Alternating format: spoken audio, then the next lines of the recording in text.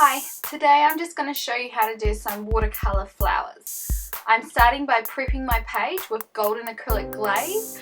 I always do this when I'm doing a full page spread, but when I'm just doing something smaller I don't even bother. So yeah, I'm just going to go ahead and prep it.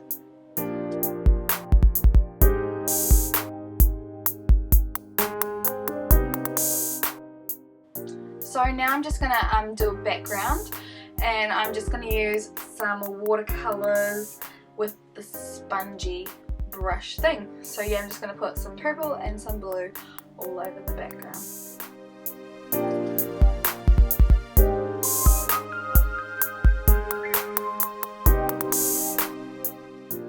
Okay, so for these flowers I'm using my Faber-Castell gel pastels, and they're very similar to gelatos but so much cheaper. So I'm just scribbling them onto a plastic container lid, and then I'm going to use my water brush to start.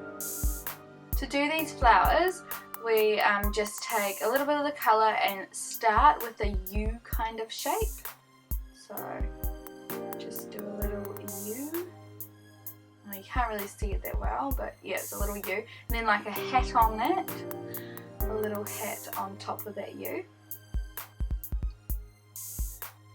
Yeah, and then just go around with the same kind of shapes all the way around to form the petals. So like kind of C's, U's, that kind of thing, and go all the way around to form a flower.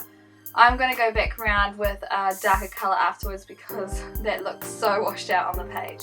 So I do want a pink flower, not a red, so I'll just darken it up with a little bit of red to make it a little bit darker. Okay, so again I'm going to do the same kind of flower, so I'll take the red and I'm going to start with a little U. You'll be able to see this one better. So just going to start with a little U. And then do the hat.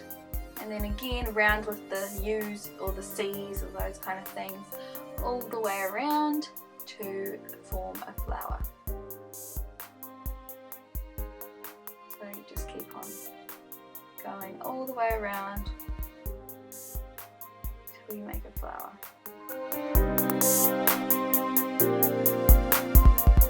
So you keep just filling that flower until you're happy with the look of the flower.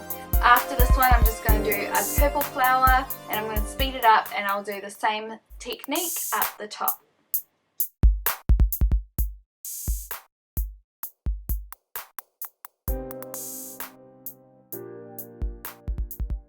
Okay, so now I'm just going to make leaves, and to start the stems of the leaves I'm going to just do squiggly lines. So I'm going to do one around each part of the flowers, and then I'm just going to do a little leaf on the end, little leaf shape, and a couple down the stems, but I'm just going to put little stems off the stem before I put another leaf on it. So yeah. So there's a little stem, and it also helps you to position the leaves to make sure they are a good position apart by putting those little stems. So yeah, I'm just going to speed that up again.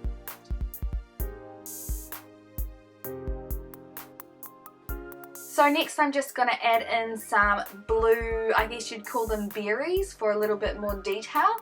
So I'm just going to do a stem just like I did for the leaves, and then basically I'm going to do dots in a triangular shape. So here's a stem, and then just a couple more stems, and just make little dots and make them come up in the shape of a triangle.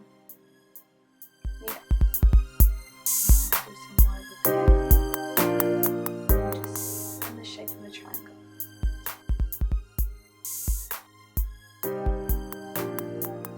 So one of my viewers asked me how I positioned my words on a page.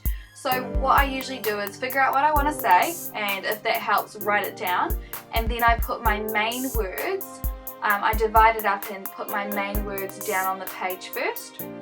So in this case I'm writing my main words, which are impact, distance, reserved, few, and faith. And once I've got all those words, then I go back through and fill out the rest of the spaces with everything else I need to fit in.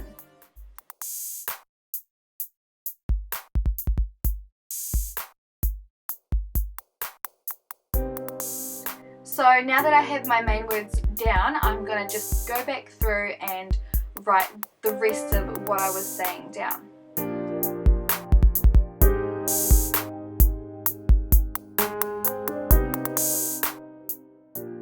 So I'm going to use the fake calligraphy technique that I used in a lot of my other previous videos. So again, I'm going to go up to the impact, and you just fatten up every stroke that you go down with your pen with. So I'm just fattening up that stroke, and then I go down with the pen there, and then down there. So I'm just going across all the letters, and whenever your pen goes down the page, you fatten that stroke up. So yeah, there, there, and then you just colour that in, and it's that simple.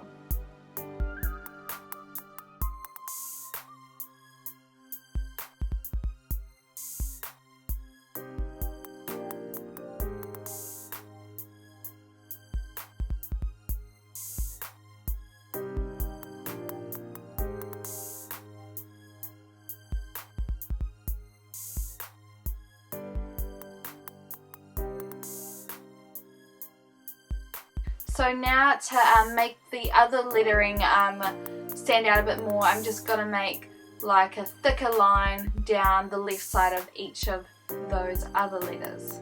So I'm going to go back through and do that now.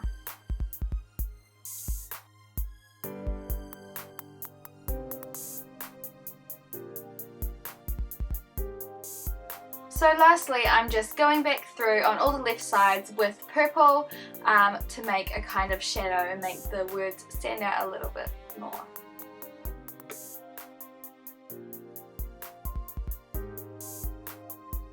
So I double-sided a little butterfly on that I printed on OHT paper from the old overhead projectors. I have a ton of it from teaching. So yeah, I just sellotape that on, and that's the end of my page. I hope you like it.